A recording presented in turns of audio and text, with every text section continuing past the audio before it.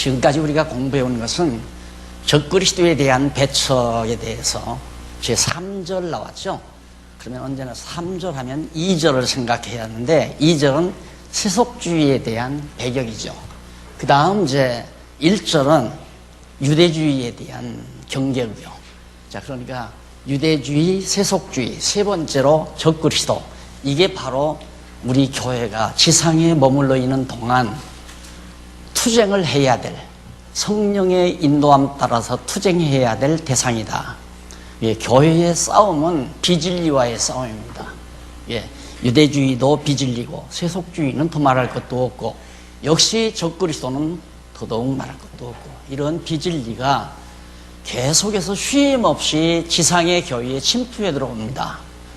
그러니까 지상교회를 아무리 철벽처럼 담장을 쌓아놔도 이 관념세계, 진리세계이기 때문에 상관없이 교회 안에 늘 침투해 들어와요. 그래서 우리 성도들이 항상 무장하지 아니하면 비진리에 넘어갈 수밖에 없는, 그래서 성령께서는 우리를 진리로 무장케 해 가시는 거거든요.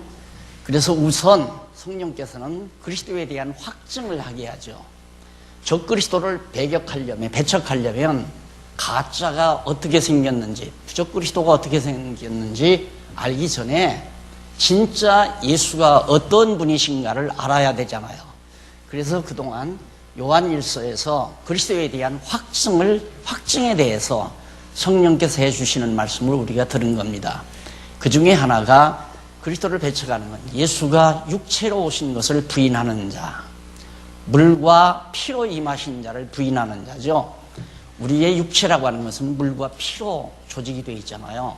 그래서 예수님께서 십자가에 못 박혀 죽으실 때 물과 피를 흘리신 것, 창을 찔렀을 때 물과 피가 따로 분리돼서 흘렀다. 이 말은 예수님이 분명히 육체로 임하셨다는 확증이란 말입니다. 그러니까 예수님이 육체로 오신 것을 부인하는 것은 적그리스도다. 그리고 현상적으로 나타나는 건 형제를 미워하고 서로 사랑하지 않는 것이 적그리스도들의 특징으로 나타난다는 것을 우리가 대충 요한일서에서 우리가 지난번까지 공부했잖아요. 우선 그 가운데서 영생의 영원한 생명이 말씀이다. 그리스도는, 그러니까 그리스도가 2000년 전에 마리아의 몸에서 그냥 태어난 게 아니라 그리스도의 근원은 영원한 생명이었다.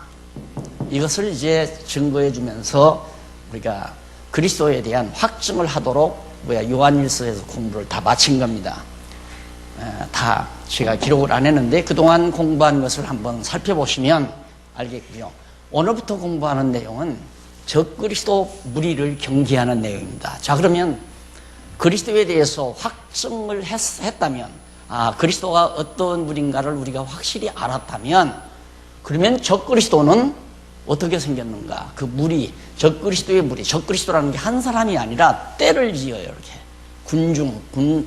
아마 하나의 집단을 이룬단 말입니다. 그래서 적그리스도의 무리를 경계할 것을 성령께서 요한을 통해서 말하는데, 우선 요한 2서와 요한 3서에서는 요한에 의해서 경계를 합니다.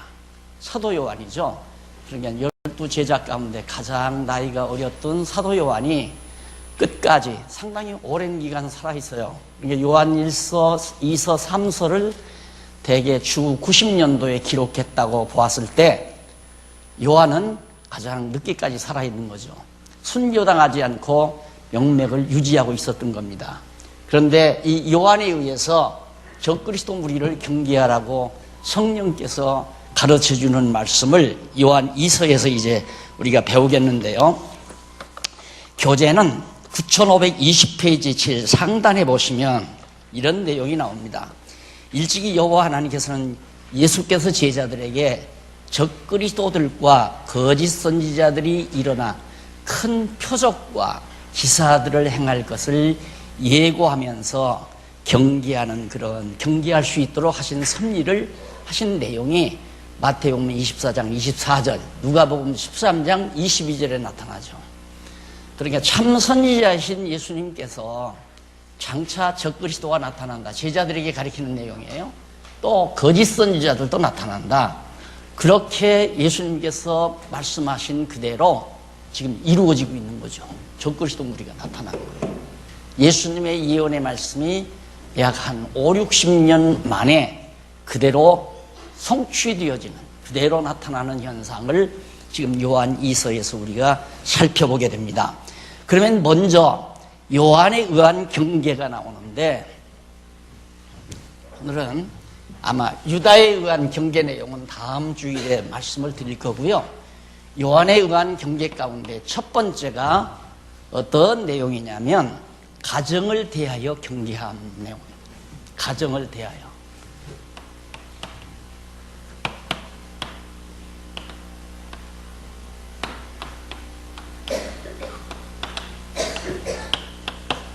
그게 요한 2서. 요한 2서는 한 가정을 향해서 경계하는 내용입니다. 그러니까 초대교회 당시에 보면 물론 우리처럼 이렇게 수십 가정이, 수백 가정이 함께 모여서 이렇게 교회를 이루는 것은 이제 교회가 성장한 이후에 나타나는 현상이지만은 초기에는 여기저기 가정별로 또 몇몇 가정이 모여서 이렇게 작게 오밀조밀하게 그렇게 교회들이 산지에 있었습니다. 그러니까 이 요한 당시에, 사도 요한 당시에 너무 핍박이 심하니까 예수 믿는 사람들 다 잡아다 죽이고 목 베어 죽이고 돌로 때려 죽이고 이런 현상이 일어나니까 다 뿔뿔이 흩어질 거 아니에요. 그러니까 성도들이 여기저기 그냥 돌아다닙니다. 피난 삼아서 여기가 위험하다면 저쪽으로 가고 저쪽이 위험하다면 이쪽으로 도망. 이렇게 되어지는 일이기 때문에 바로 사도 요한 당시에도 한 가정이 예수 그리스도를 믿는 가정이 있어서요. 이 가정에 사도 요한이 찾아갈 수도 없고 그러니까 편지를 써서 적그리스도를 경계하라고 당부하는 내용이 바로 요한 2서에 나타나요. 그럼 거기도 보면 1절로 3절에 보면 장로는 택하심을 입은 부녀와 그의 자녀에게 편지하노니 내가 참으로 사랑하는 자요 나뿐 아니라 진리를 아는 모든 자도 그리하는 것은 우리 안에 거하여 영원히 우리와 함께할 진리를 인함이로다 라고 밝혀놓는 내용. 인사겸에서 누가 수신자가 누구냐면 장로라고 표현했어요. 그런데 이 장로라고 표현한 것은 번역상의 잘못이라는 거 이미 여러분들이 다 알고 계시잖아요. 이 장로라는 프레스비테로스란 말은 이 말은 형용대명사라고 그래서 명사가 아니고 형용대명사. 그러니까 바르게 번역하려면 나이 많은 나 요한은 이렇게 번역을 해야죠. 나이 많은 자 나는 그 말이에요. 나이 많은 자는 또 더 늙은 자는 또 연장자 이런 뜻으로 번역을 해야 되는데 후대에 성경을 번역하는 자들이 바로 교회가 하나의 정치 집단화 되지다 보니까 권력의 의미를 지니고 있는 장로라는 이름을 잘 썼어요. 여러분 성경을 원어로 분석해 보면 절대 명사로 표현한 은사가 없습니다. 섬기는 자 아니면 보살피는 자 말씀을 가르치는 자 이렇게 표현했는데 그런 것들을 한 군데 한 군데에서 번역할 때에는 목사니 장로니 이렇게 번역한 거란 말입니다. 그러니까 문제는 중요한 것이 뭐냐면 교회 직분이라고 하는 것은 일을 하는 게 중요해요. 정말 어린 영혼들을 보살피는가. 보살피는 자면 권사가 되는 거예요. 보살피는 자. 또 어린 성도들을 후원하고 있는가. 후원자면 바로 그게 장로예요. 후원하지 아니하면 한번 안수받았다고 해서 영원한 장로가 되는 게 아니라 말입니다. 그러니까 장로 안수를 안 받았다 하더라도 어린 성도들을 위해서 후원해주고 격려해주고 보살펴주면 남자는 장로고 나이 많아서 그런 일을 하게 되면 또 나이 많아서 어린 여성도들을 보살피고 인도해주고 보호해주면 그분이 바로 권사라 말입니다. 그런데 우리는 하는 일보다는 명칭을 소중히 여기는 그런 잘못된 폐습이 교회 역사와 함께 굳어져 내려온 거란 말입니다. 그래서 직분 자체가 하나의 계급이 되고 그것이 권력이 되고 그것이 하나의 조직체의 어떤 큰 힘을 가진 그런 직분으로 군림하다 보니까 교회가 정치 집단화 되어버리고 교회가 그거에 의해서 부패해지고 타락해지는 결과를 가져왔단 말입니다. 그래서 여기 사도 요한이 장로는 택하심을 입은 부녀 여자가 있는데 부녀와 그의 자녀, 아마 자녀들 하는 것이 하지 않은 것 보니까 자녀를 하나 데리고 사는 과부가 아닌가 그렇게 짐작이 돼요. 부녀하고 자녀하고 둘이 사니까 아주 외롭고 초라한 가정 아닙니까? 그 가정에 지금 바울이 편지하면서 바울이 아니라 요한이 편지하면서 바울처럼 사도 바울은 이렇게 표현하지 않고 장로는 그렇게 표현했어요. 그러면 사도가 장로인가, 장로가 사도인가? 사도와 장로가 구분이 없잖아요. 그러니까 장로라고 그렇게 사도 요한이 말할 리가 없어요. 젊은 여인에게, 부녀에게 편지하다 보니까 나이 많은 나다. 내가 당신 부녀에게 내가 편지한다. 오해하지 말라. 이런 의미도 되고요. 그래서 당신과 당신 자녀에게 내가 편지를 보낸다. 그러면서 편지 보내는 이유가 둘이 있어요. 내가 참으로 사랑하는 자요 나뿐 아니라 진리를 아는 모든 자도 그러하는 것은, 그러니까 참으로 사랑하는 당신에게 내가 편지를 보낸다. 부녀에게 요한이 말하는 거예요. 나이 많은 요한이 부녀에게 사랑하는 당신 부녀에게 내가, 그리고 당신 자녀에게 편지를 보낸다. 왜 사랑하는가? 사랑하는 이유가 뭔가? 나만 사랑하는 것이 아니라 진리를 사랑하는 자요 나뿐 아니라 진리를 아는 모든 자도 당신을 사랑한다. 그러니까 그리스도 안에서 사랑이란 말은 진리가 전제되지 아니하면 사랑이 되질 수가 없는 겁니다.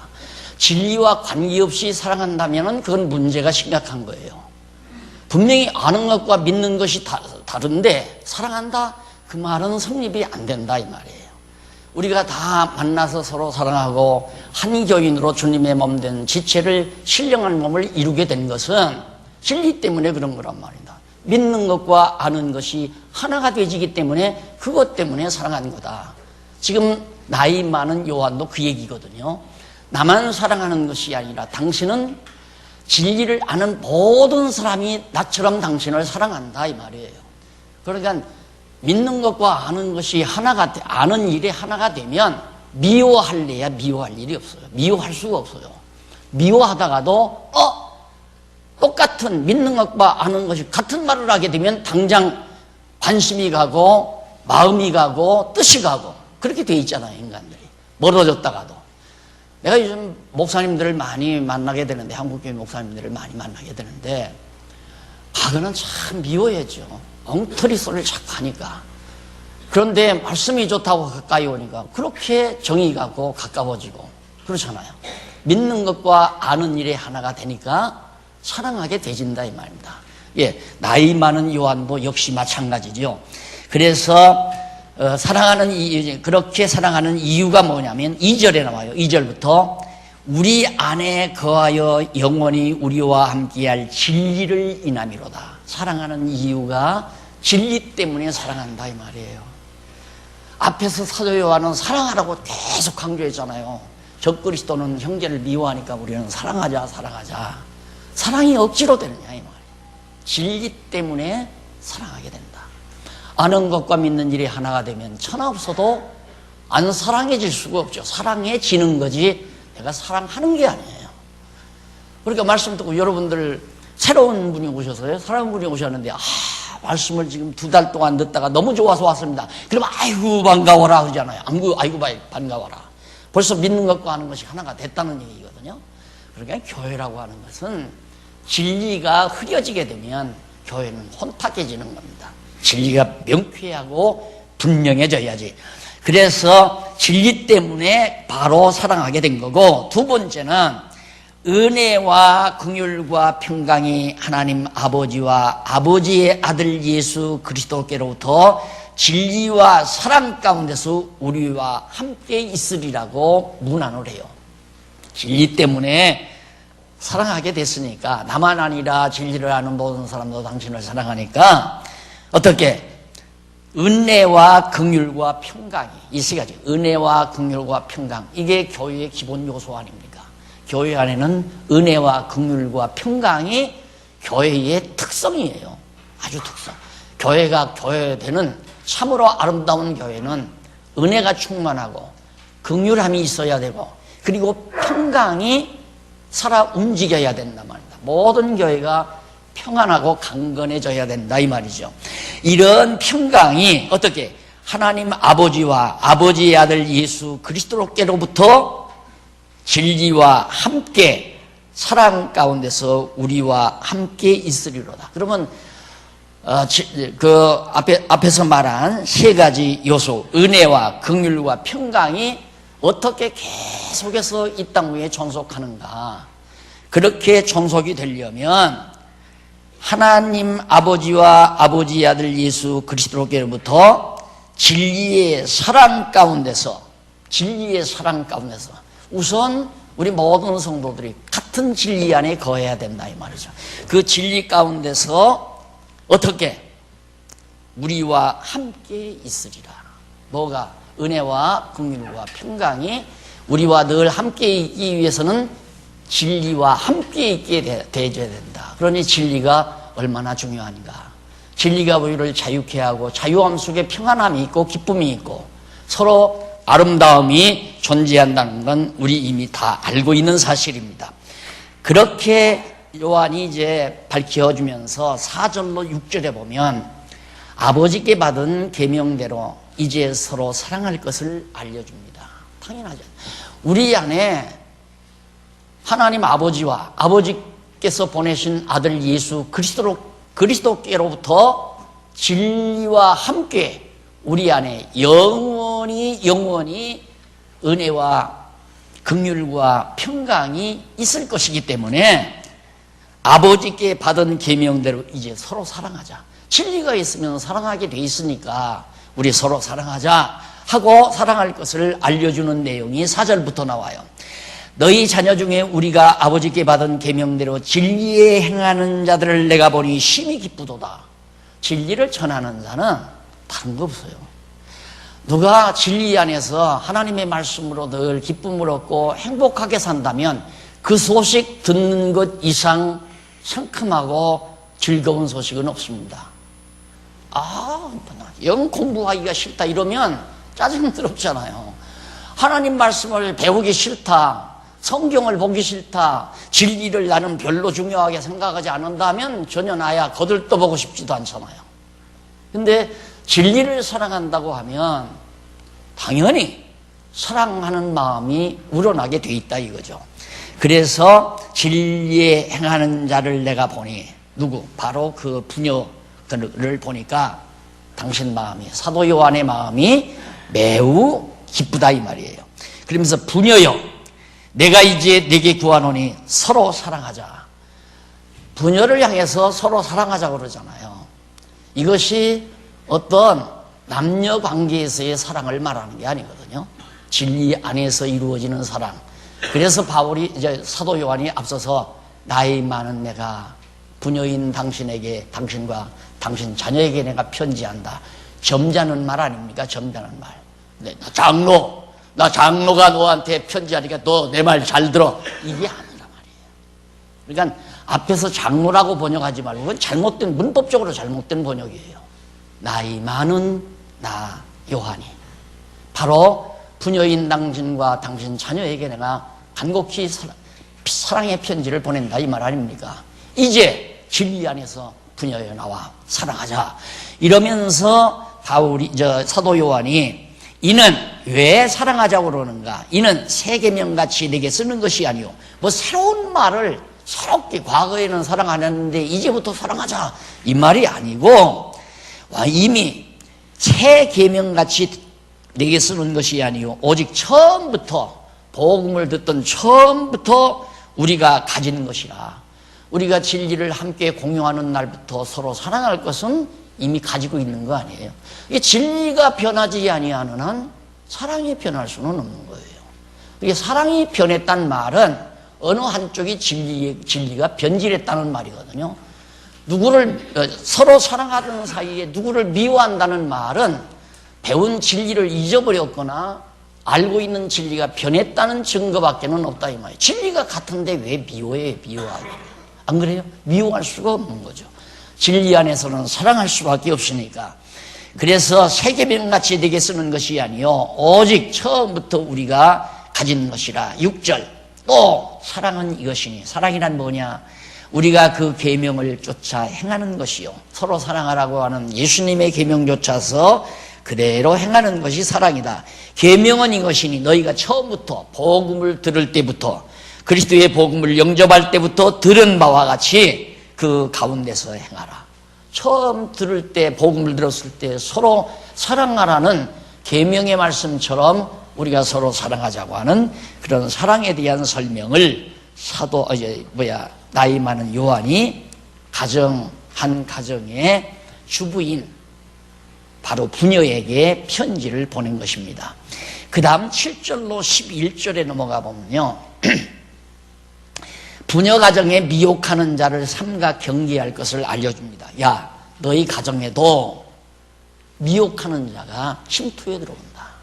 왜 적그리스도들이 대개 이제 이단들이 가정 방문을 하잖아요. 뭐 하나 들고 가서 그냥 뜯어가지고 가정 방문해서 들어가가지고 그냥 유혹하듯이 이 당시에도 그랬던 것 같아요. 그러니까 바로 부녀 가정에 미혹하는 자, 너를 거짓 것으로 미혹하는 자를 삼가 경계할 것을 알려줍니다.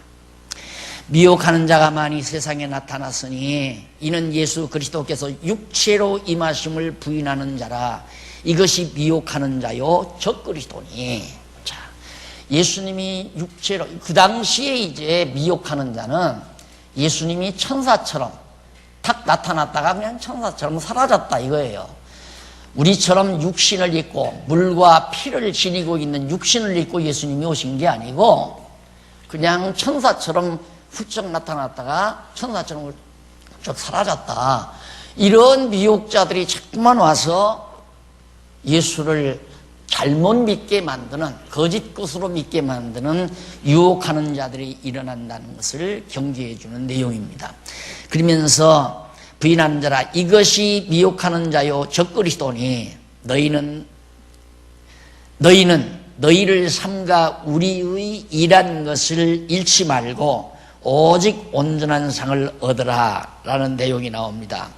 여기 이제 너희 일한, 우리가 이제 사도 바울이 일하는 것을 잃지 말아라 이 말은 사도 바울이 이제 사도 요한이 복음을 전했잖아요. 부녀 가정에. 그래서 부녀 가정이 모두가 다 예수를 믿고 신앙으로 산다 이 말이에요. 그게 이제 사도 요한이 일하는 거예요. 그걸 잊어버리면 안 된다. 그걸 상실하면 안 된다 이거예요. 이게 가정교회가 무너나면 안 된다. 너희 가정교회를 착실하게 잘 보존하고 지켜라. 그래서 상을 얻으라고 그랬는데 여기 상이라고 번역하는 것은 잘못된 번역이에요. 유업을 잃지 말라고 말합니다. 언약된 유업을 잃지 마. 여러분 신문에 이번에도 상이란 무엇인가 마지막 글 나왔죠? 한번 참고해 보시면 됩니다. 뭐 상금 뭐 개털모자가 나오고 난리인데 그거 다 잘못된 가르침이에요. 하나님께서 우리에게 주실 유업은 다 우리 택한 백성에게 주실 상급이에요. 상급과 같은 거예요. 거저주는 거니까. 그런데 상급은 거저받는 게 아니에요. 노력의 대가로 받잖아요. 근데 유업은 노력의 대가로 받는 것이 아니라 은혜로 받는 거 아닙니까? 그래서 그리스도와 한 몸이 돼가지고 그리스도께서 우리를 대표해서 유업을 다 받아가지고 지금 계시잖아요. 그 유업을 각각 우리 지체들에게도 공급해 주시는 거란 말입니다. 이것이 이제 상인데 너희 가정에 내가 가서 일해가지고 너희 가정이 예수를 믿고 신앙으로 다져진 그 결과를 상실하지 말고 그대로 잘 유지해서 하나님의 기업을 받도록 해라 하는 그런 당부를 사도 요한이 지금 해주고 있는 겁니다. 그러면서 9절 지내치어 그리스도 교훈 안에 거하지 아니하는 자마다 진리 안에 거하지 아니하는 자 빗나가가지고 잘못돼가지고 그리스도의 진리 안에 거하지 아니하는 자마다 하나님을 모시지 못하되 교훈 안에 거하는 이는 이 사람이 아버지의 아들을 모시느니라. 그러면 누가 하나님을 모시고 하나님의 아들 예수 그리스도를 심령에 모시고 사는 자인가? 진리를 간직한 자, 변함이 없는 성경 진리를 잘 간직해서 예수를 육체로 오신 그리스도이심으로 믿는 그런 자가 그리스도를 마음에 모시고 사는 자다. 그렇게 말해주면서 그리고 지내쳐 그리스도 교훈 안에 거하지 아니하는 자마다 하나님을 모시지 못하되 교훈 안에 거하는 이 사람이 아버지와 아들을 모시느니라. 10절 누구든지 이 교훈을 가지지 않고, 그러니까 사도 요한이 전한 복음 진리, 예수가 육체로 오셨다고 하는 이 놀라운 복음 진리를 가지지 않고 간직하지 아니하고 너희에게 나아가거든 그를 집에 들이지도 말고 인사도 하지 말아라. 인사도 하지 말아라. 그러니까 이단과 접근하면 유혹당할 가능성이 충분하다 이 말이에요. 그러니까 우리 성도들은 항상 사람 말에 귀를 기울이지 말고 성경에 귀를 기울여야 돼요. 성경 말씀에. 사람 말을 듣다가 보면 사람 친분에 따라서 자기도 그 말에 동요될 가능성이 인간은 충분히 있는 겁니다. 그래서 사람 말을 듣기보다는 하나님의 말씀, 성경 말씀을 근본으로 그 말씀을 상고하고 그 말씀의 참뜻을 하나하나 밝혀 깨달아가고, 이것이 매우 중요한 거죠. 그런 사람들이 그렇게 예수가 육체로 오지 않았다고 그렇게 거짓말하는 자들은 집에 들이지도 말고 인사도 하지 말라. 그에게 인사하는 자는 그 악한 일에 참여하는 자임이니라. 인사라고 하는 것은 고개 끄덕하는 게 인사가 아니라 찾아오면 맞아들여서 차도 대접하고 그와 담소도 나누고 그와 친분을 쌓고, 그 인간들이 갖추어야 될 당연한 인사 아니에요? 내 집에 사람이 들어왔는데 문 그냥 닫아버리면 인간의 도리가 아니라 말입니다. 인사를 갖춰야죠. 찾아왔으면 맞아들여서 차도 대접하고 서로 담소도 나누고 서로 이제 안면도 익히고 그래가면서 인사를 하는 건데 그런 인사는 하지 말라. 자, 사실 이 부녀 가정이 애토로 떨어져서 신앙을 지켜간다는 것은 그리 쉬운 일이 아니죠. 그러니까 나이 많은 요한이 편지를 써서 이렇게 하나하나 경계하도록, 적그리스도를 경계하도록 그렇게 배척하도록 교훈해주는 이 배려, 이것이 이제 교회에 가르치는 자들의, 말씀을 가르치는 자들의 임무죠. 말씀을 가르치는 자는 말씀을 멀리하는 자로 하여금 말씀을 깨닫도록 자꾸 격려해주고 붙들어주고 이끌어주고, 사람 말로가 아니라 성경 말씀 가지고 잘 인도해주는 일이 매우 중요하다. 그래서 12절로 13절 마지막 부분에서 죄송합니다. 그러면서 11절 그에게 인사하는 자는 그 악한 일에 참여하는 자임이니라 그렇게 밝혀주면서 12절로 13절 거기 봅니다. 거기 인사란 말이 나오죠. 거기 26페이지 중간쯤 보면 앞부분에 중간쯤 앞부분에 헬라어가 나와요. 카이로라고 하는 헬라어가 나오는데 이게 이제 인사란 말이에요. 카이로, 이 인사인데 이는 기뻐하라, 즐거워하다, 기뻐하다, 즐거워하다 또는 인사하다. 적그리스도가 나타나는데 비진리를 가지고 나타나는데 기뻐하고 즐거워하고 서로 인사하고 차대접하고 이러지 말라고 말이죠. 그 다음 이제 12절로 13절에 보면 쓰지 않고 서로 대면에 기쁨이 충만기를 원하며 문안합니다. 편지가 아주 간단해요. 메모처럼. 많은 글을 내가 쓰려고 쓰지 않고 있는 것은 머지않아 내가 직접 찾아가서 만나보고 싶다. 그래서 만나가지고 기쁨이 충만기를 원하기 때문에 글을 많이 쓰지 않겠다면서 줄입니다. 12절 내가 너희에게 쓸 것이 많으나, 쓸 일이 참 많으나 종이와 먹으로 쓰기를 원치 아니하고 오히려 너희에게 가서 너희에게 가서 면대하며 얼굴을 보고 말하려 하니 이는 너희 기쁨을 충만케 하려 함이라. 내 기쁨 때문에 가는 것이 아니라 내 기쁨을 위해서 내가 가고자 한다. 그러니까 사람을 방문한다고 하는 것은 자기 기쁨을 위해서 방문하는 건 그건 신앙적이 아니에요. 내가 저 집에 방문함으로 저 집이 기뻐할까? 그걸 추스려야죠. 그런데 과거 우리 한국교회 그 신방이라는 거 있잖아요. 신방 그거 1년에 2차례씩 딱딱 하죠. 그러면 신방 대원과 함께 신방을 앞서 다 준비하는 권사님들이 있습니다. 이 권사님들을 통해서 목사님이 어느 날 이게 신방 온대. 아이고 그날 나 바쁜데요 직장 때문에. 무슨 소리야? 목사님 먼저 받아 영접해야지. 그러면서 목사님 받아 영접할 때는 이렇게 하고 저렇게 하고 목사님 서적대도 드리고 목사님 기름값도 드리고 이런 걸 전부 다 권사님들이 안내하잖아요. 그러면 성도들은 물론 기뻐하는 사람도 있지만은 부담스러워도 어쩔 수 없이 맞이한다 이 말이에요. 근데 제가 목회해 보니까 신방 오라는 성도가 없어요. 물론 제가 능력이 없으니까 그런지는 모르지만 신방 와달라는 성도가 없어요. 그게 왜? 부담스러우니까 과일이라도 사야 되고 때가 되면 점심이라도. 안 그러면 목사님 구두 보니까 다 그냥 찌그러졌다 이거예요. 그거 보고 그냥 지나치기도 마음 아프고. 신방을 간다고 하는 것은 염려와 근심 중에 외로운 중에 있는 성도가 찾아가므로 그가 기뻐하고 즐거워해서 찾아가는 거란 말입니다. 그러니까 사도 요한도 내 기쁨을 위해서 내가 가려는 게 아니다. 당신의 기쁨을 위해서 내가 간다. 충만케 하려 함이라. 택하심을 입은 네 자매의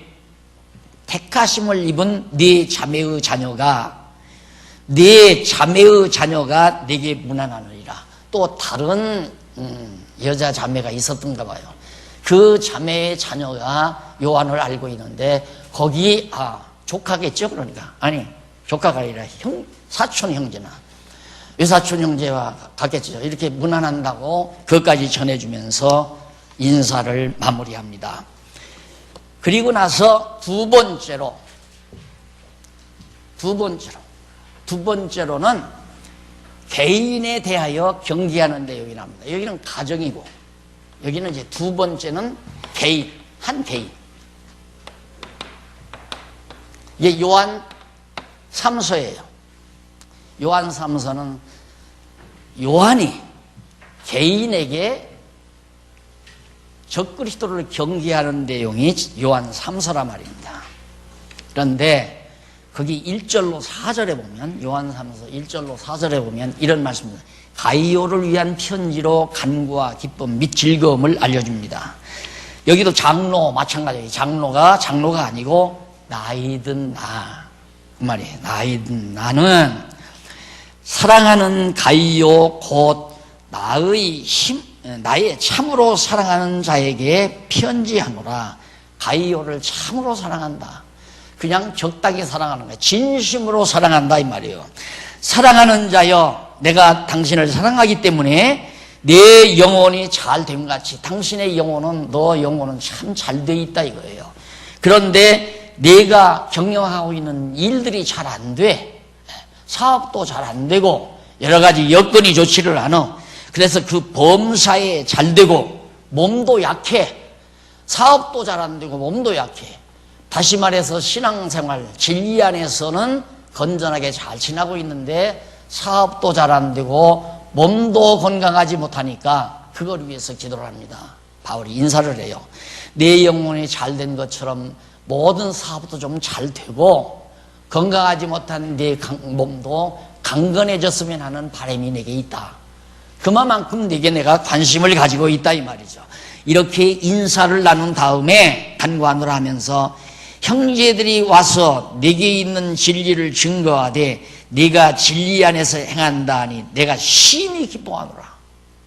나 정말 기쁘다. 왜냐하면 가이오 내게 있는 사람들이 나한테 왔는데 네 말을 전해주는데 가이오가 너무너무 진리 안에서 열심으로 살아갑니다. 진리를 너무너무 사랑합니다. 이런 소식을 전해주는데 사도 요한이 너무너무 기뻤다 그 말이에요. 당연한 거 아닙니까? 진리를 전하고 진리를 가르치는 자는 성도들이 진리 안에 산다는 것만큼 즐거운 일이 없다 이 말이에요. 맛있는 밥 사주는 건 문제가 아닙니다. 그건 문제가 아니에요. 좋은 옷 사준다. 그것도 문제가 아니고 정말 진리를 사랑하며 산다는 소식 듣는 것이 가장 행복하고 즐거운 거죠. 말씀을 가리키는 자들은. 사도 요한이 지금은 그런 입장 아닙니까? 그러면서 하는 말이 굉장히 기뻐한다. 4절 내가 내 자녀들이 사도 요한이 자기 자녀들이란 말은 신앙적으로 어린 성도들을 향해서 하는 말입니다. 양육해야 될 그런 건 신앙 안에서의 자녀들은 어린 성도 양육을 받아야 될 성도들을 자녀라고 대부분 그렇게 표현을 해요. 그래서 사도 요한은 자기 자녀들이 어린 성도들이 진리 안에서 행한다함을 듣는 것보다 더 즐거움이 없다. 최고로 즐겁다 이 말이에요. 가장 즐거운 거다. 진리를 전하는 자들은. 다음 주간 제 분방 공부가 없다는 얘기를 듣고 중부지방에서 공부하는 이게 개인적으로 하나 둘 여기저기서 공부하는 분들이 어디 모인대요. 그러면서 목사님 좀 잠깐 왔다가 주시면 안 되겠습니까? 그래서 아이고 그렇게 바라신다면 제가 갔다 오죠. 다음 주 토요일 날 가서 하룻밤 머물면서 어디에서 모일지는 모르겠어요. 어디에 어느 정류장에 와서만 내리라고 그러더라고요. 그러면 자기들이 모시러 오겠다고. 다 그런 것들이죠. 자, 그러니까 우리가 진리밖에는 없어요. 교회도 진리밖에는 없어요. 진리의 터위에 교회가 세워져요. 기본이에요, 그건. 벌써 터가 흔들린다는 말은 교회가 여러 가지로 혼란이 온다는 증거라 이 말입니다. 집터가 흔들리지 않는데 집이 왜 흔들리겠어요? 그게 진리가 흔들리지 않으면 절대 교회가 흔들리지 않는다 이 말입니다. 예, 정말 사도 요한이 지금 하는 말이 더 기쁜 일이 없다. 더 없다. 이 기쁨 이상 내 자녀들이 진리 안에서 행한다함을 듣는 것보다 더 즐거운 일이 없다.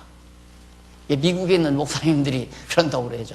한국교회 목사님들 가운데 박 목사님이 제일 행복할 거라고 노후에. 왜 그러냐니까 이 얘기예요. 쉽게 말하면 여기저기서 진리를 듣고 기뻐한다는 소식을 들으며 살 수 있는 노년이 된다는 것은 목사로서 얼마나 행복한 일인가, 그런 얘기를 자기들끼리 한다고 그러더라고요. 맞아요.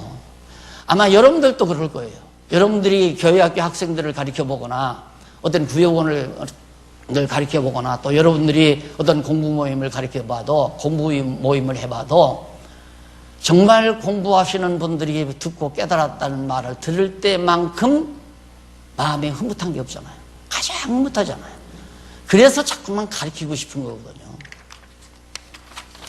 그 다음 5절로 8절에 보면 넘어가서 나그네된 자들을 영접하는 사랑의 옳은 행위를 격려해 줍니다. 사랑하는 자여, 네가 무엇이든지 형제 곧 나그네된 자들에게 행하는 것이 신실한 일이니 저희가 교회 앞에서 너의 사랑을 증거하였느니라. 그러니까 신앙의 핍박을, 학대를 피해서 막 이리저리 피난 다니다가 이제 이 집에 이 가이오에게 들려서 많은 대접을 받은 거예요. 나그네를 잘 영접하니까. 예수를 같이 믿으니까 얼굴을 몰라도 예수를 그리스도로 믿는다니까 반가워가지고 영접해서 밥도 대접하고 여비도 주고 그랬을 거 아닙니까? 그런 얘기를 사도 요한에게 와서 이 사람들이 전할 때 너무너무 좋은 거예요.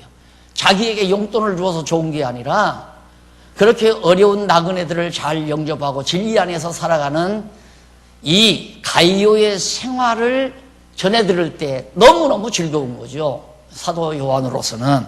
그래서 이렇게 신실하게 정말 나그네들을 영접한다는 일은 참 좋은 일이다. 그러면서 6절 저희가 교회 앞에서 너의 사랑을 증거하였느니라. 그러니까 그 대접을 받고 온, 가이오로부터 대접을 받고 온 자들이 다른 교인들에게 자랑을 했다 이 말이에요. 그래서 사도 요한도 아는 거 아닙니까? 그 말을 하니까 어느 지역에 가니까 가이오라는 성도가 있어서 여차했다.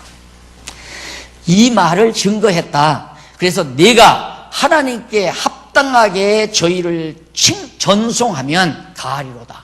하나님께 합당하다는 정말 어려운 성도들이 신앙을 지키기 위해서 이리저리 피난 다닐 때 얼마나 어려움이 극심하겠느냐 이 말이에요.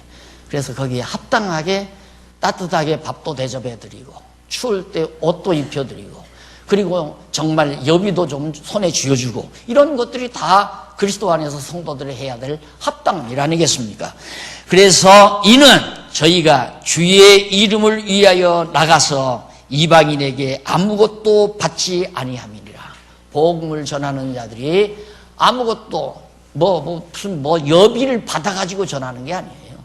그냥 주를 믿고 떠나서 여기저기 가서 복음을 전하고 여기서 핍박하면 도망쳐가서 다른 데 가서 또 예수를 증거하면서 나그네 생활을 한다 이 말이에요. 그러니까 그런 자들을 당연히 이방인에게 가서 아무것도 누가 돈 받아 챙기는 것도 없이 가서 복음을 전하니까 당신같이 그렇게 여유 있는 당신이 정말 잘 그에게 도움을 주고 협력을 해주고 뜻을 모아주는 것은 정말 신실한 일 아니냐. 그러면서 이는 7절 이는 저희가 주의 이름을 위하여 나가서 이방인에게 아무것도 받지 아니함이니라. 이러므로 우리가 이 같은 자들을 영접하는 것이 마땅하니. 왜? 이 같은 자들을 사랑으로 영접하는 것이 왜 마땅한가? 그 이유는 우리로 진리를 위하여 함께 수고하는 자가 되게 하려 함이라.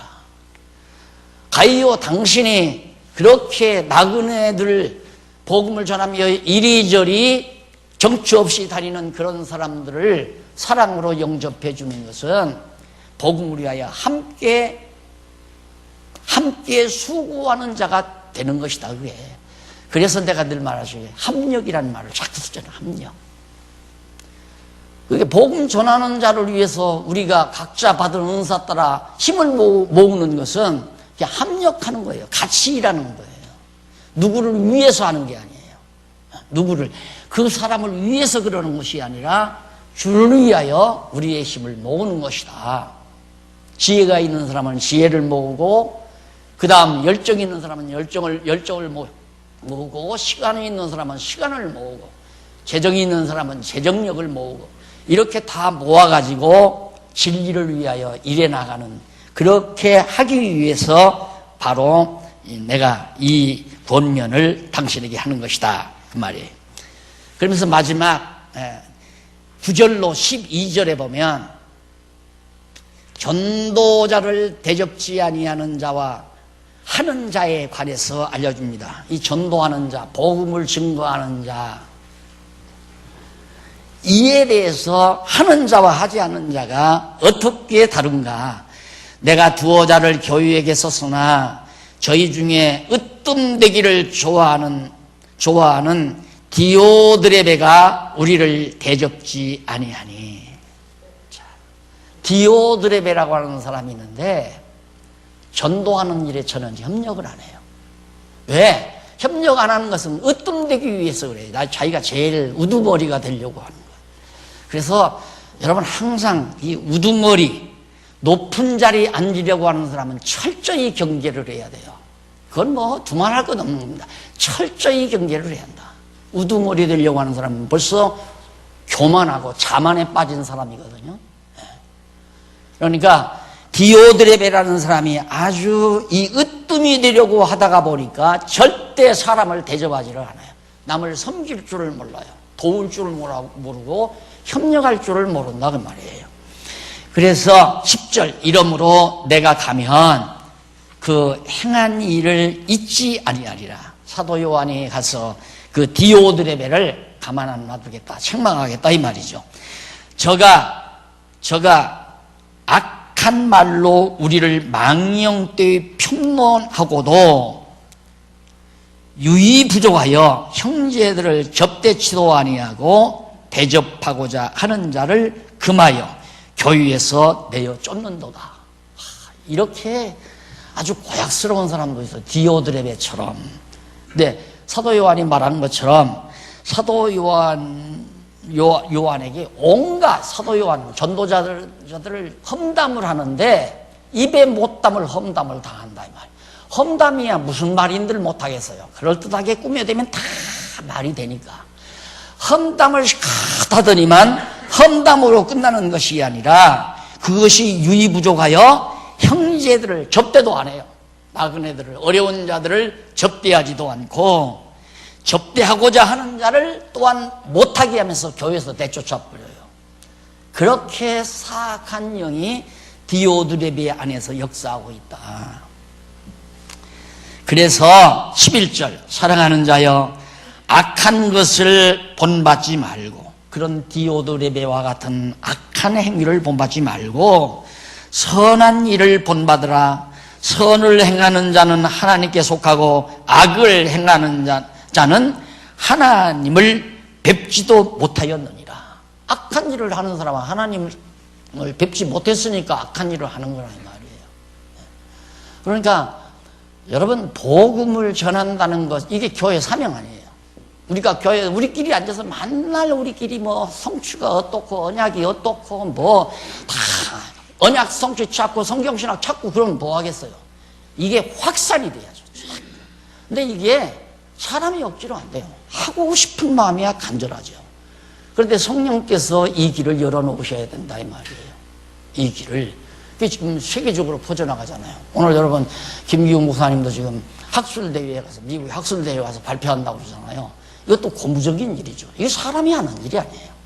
그 성과가 어떻게 될지는 그건 좌우지간, 그건 차후로 미루고 그래도 그런 일이 열려서 전해진다는 거. 국내에서도 지금 뭐 보통 과거에는 그냥 일반 성도들, 힘없는 성도들이 여기저기서 모여서 공부했는데 이제는 교회 지도자들이 무더기로 모여서 연세대 신학대학원 학생들이 30여 명이 모여가지고 강의를 듣더니만 놀라가지고 지금 구체적으로 공부하려고 지금 준비하고 있잖아요. 성경신학 구체적으로 공부하려고.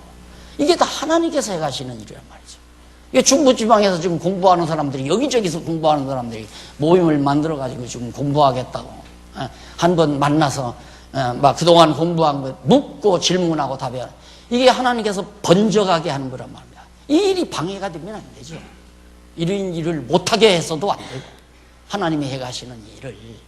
그러니까 정말 이 복음 전하는 일에 너는 적극적으로 디오드레베처럼 반대자가 되지 말고 협력자가 되고 그들을 위해서 선한 일에 동참해라 하고 당부한 내용이 바로 지금 요한 3서에 나오는 내용입니다. 그 다음 13절로 15절에 보면 보기를 바라고 평강을 빌며 친구 사이의 문안을 당부하면서 편지를 마무리합니다. 한번 읽어보십시다. 13절. 내가 내게 쓸 것이 많으나, 할 말이 참 많죠. 쓸 것이 많지만 먹과 붓으로 쓰기를 원치 아니하고 속히 보기를 바라노니 또한 우리가 면대하여 말하리라. 이게 쓰자면 한도 끝도 없어요. 보고 말하는 거예요. 이제 사도 요한도 이걸 보면, 자, 글로 일일이 표시하자면 이제 양이 않잖아요. 막 얼굴 보고 막 말해주고 싶은 거예요. 그래서 정말 이렇게 쓰기보다는 내가 곧 면대해서 말하고 싶다. 그러면서 평강이 내게 있을지어다. 여러 친구가 내게 문안하니라. 너는 각 친구 명예에 문안하라. 명하에 문안하라. 이 문안하라는 말이 성도 교제를 말하는 거예요. 그러니까 사도 요한은 여기 있는 성도나 저기 있는 성도나 지역적으로 여기저기 떨어져 있어도 서로 문안하며 살아라. 그리스도 안에서 같은 형제로 살아라. 자, 여기 충청도에 살든 강원도에 살든 저 경상남도에 살든 전라남도에 살든 어디에 사는 성도들인지 간에 우리가 서로 문안하고 안부하고 서로 보기를 원하고 바라고 그러고 사는 것이 바로 그리스도의 몸된 교회란 말입니다. 우리끼리 이렇게 모여서 좋은 집 짓고 그냥 여기서 즐겁게 우리끼리만 즐겁게 항상 찬송 부르고 그렇게 사는 것이 교회가 아니라, 교회는 비진리와 더불어 싸워야지. 저 그리스도와 더불어 싸워야 되고, 세속주의가 교회 안에 못 들어오게 싸워야 되고, 그 다음 유대주의가 침투하지 못하게 싸워야 되고, 그러면서 적 그리스도 무리를 우리가 철저히 깨닫고 그걸 경계하면서 정말로 불의한 일들이 교회 안에서 일어나지 않도록 하라고 사도 요한이 가정과 한 개인을 향해서 자상하게 신앙적으로 진리로 교훈하는 내용의 말씀을 우리가 지금 요한 3서까지 살펴봤습니다. 다음 시간에는 유다에 대한 유다에 의한 경계, 요한이 아니라 유다에 의해서 바로 적그리스도를 경계하는 내용이 유다서에 나옵니다. 그 내용 하나만 마치면 이제 그 다음에 우리 어른들 이제 그동안 성경을 이렇게 들었기 때문에 창세기를 한 번 더 정리를 해줬으면 하는 그런 바람들이 여기저기서 들어오더라고요. 그래서 창세기 처음부터 한 번 더 정리를 해드리도록 약속드리면서 미리 준비하시면 대단히 감사하겠습니다. 기도하십시다. 전능하신 하나님 아버지, 은혜를 감사합니다. 오늘 또 사도 요한, 나이 많은 사도 요한에 의해서 가정과 한 개인을 향해서 적그리스도를 경계하는 말씀을 우리들이 들었습니다. 우리 안에도 끊임없이 적그리스도가 침투하고 유혹자들이 다가오는 것을 느끼게 됩니다. 이 험한 세상 진리로 승리하는 우리 장안중앙교회 성도들 되게 하시옵소서. 예수님 이름으로 기도드립니다. 아멘.